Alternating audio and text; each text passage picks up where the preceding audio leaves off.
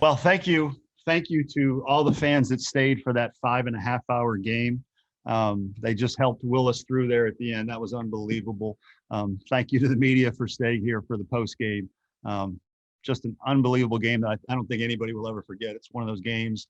If you're in the game long enough, you get some games that just you just don't know how to describe, and you'll remember for the rest of your life. And that was surely one of them. Yeah, Mark, I promise not to ask about giving Andrew Eister another day off. Again, I'm just curious, what did you see from him tonight especially, and then what were the emotions like as that home run left the park? Disbelief. You know, it was disbelief when their guys homer left the building in the top of the inning, and then when Eister fell behind with 2 strikes there with 2 outs. Disbelief when I saw his ball traveling into our bullpen. It was just one of those games where it just felt like anything could happen. Would have been a shame for us to lose because I thought we pitched really well, we hit really well. Would have been a shame to lose, and somehow we found a way to win.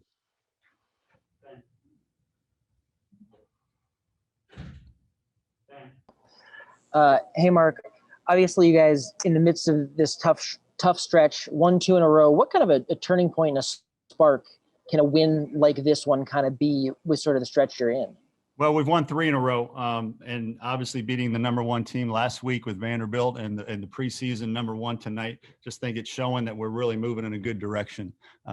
This is a good baseball team, and we've played a heck of a schedule, but I think it prepared us for tonight because we had the will to keep going and never gave up. And I think that's built through challenging your team and taking them on the road and playing some tough games. And I thought we saw some of that payoff tonight.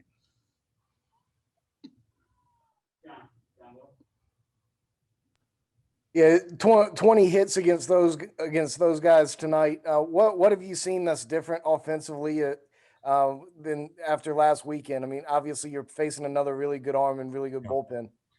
I mean, we made a couple adjustments this week. Nothing earth-shattering.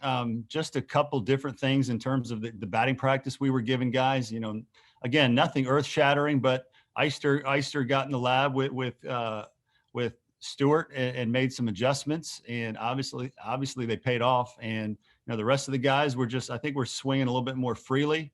And that was a real good guy out there on the mound again tonight. As a guy that, you know, is going to be a high draft pick as well. So just real proud of how we swung the bats.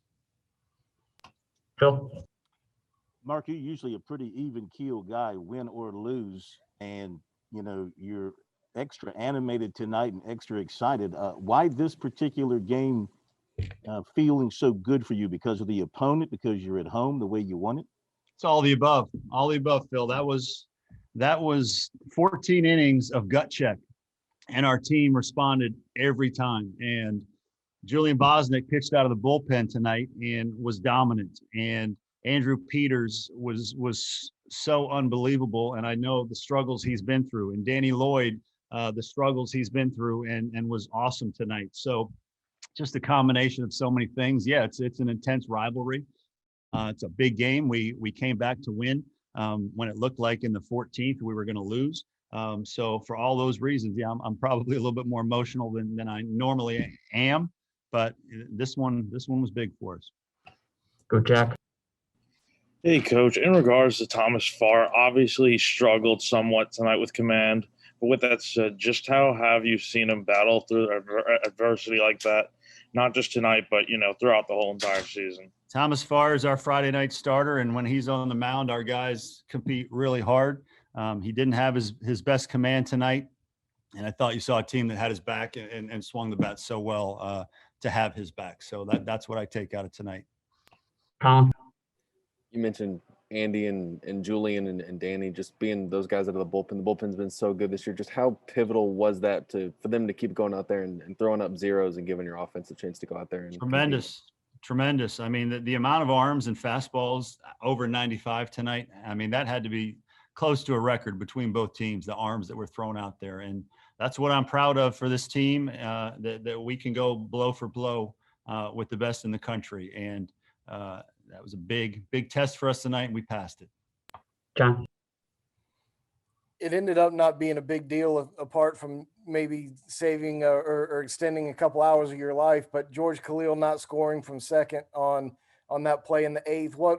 What was going on there? Was he tagging up? What just kind of explain that? Yeah, it was just the wrong read. He just got the wrong read, and in the heat of the moment, he got the wrong read. Maybe the ball carried more than he expected. But when you're at second base and you have any doubt when a ball is getting near the wall, you need to get off the base so that if it does fall, you score easy. You're willing to trade the base tagged for at that point for the run. And for whatever reason, he just didn't get off. He made the incorrect read.